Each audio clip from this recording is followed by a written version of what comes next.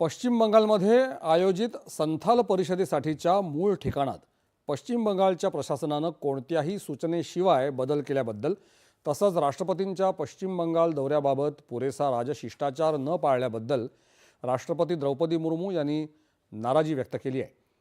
संथाल समाजाचे लोक पोहोचू शकत नाहीत अशी जागा या परिषदेसाठी निवडण्यात आली असं राष्ट्रपती म्हणाल्या। या परिषदेला कुणीही उपस्थित राहू नये यासाठी परिषदेची जागा बदलण्यात आली का असा प्रश्न त्यांनी उपस्थित केला आहे। जेव्हा राष्ट्रपती एखाद्या ठिकाणी भेट देतात तेव्हा मुख्यमंत्री आणि मंत्री तिथे असणं हा राजशिष्टाचार आहे, मात्र तो पाळला गेला नाही असं राष्ट्रपतींनी सांगितलं।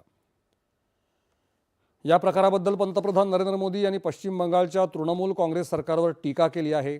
हे लज्जास्पद असून लोकशाही आणि आदिवासी समुदायांच्या सक्षमीकरणावर विश्वास ठेवणारा प्रत्येक जण यामुळे निराश झाला आहे असं पंतप्रधानांनी म्हटलं आहे।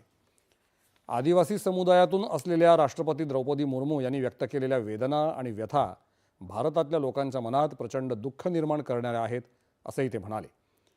पश्चिम बंगालच्या तृणमूल काँग्रेस सरकारनं सर्व मर्यादा ओलांडल्या असून राष्ट्रपतींच्या या अपमानासाठी त्यांचं प्रशासन जबाबदार आहे असा आरोप पंतप्रधानांनी केला आहे।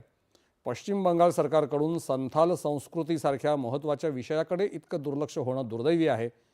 राष्ट्रपतींचं पद राजकारणाच्या वर आहे आणि या पदाच्या पावित्र्याचा नेहमीच आदर केला पाहिजे असं पंतप्रधान नरेंद्र मोदी यांनी सांगितलं। केंद्रीय अर्थसंकल्प 2026-27 मध्ये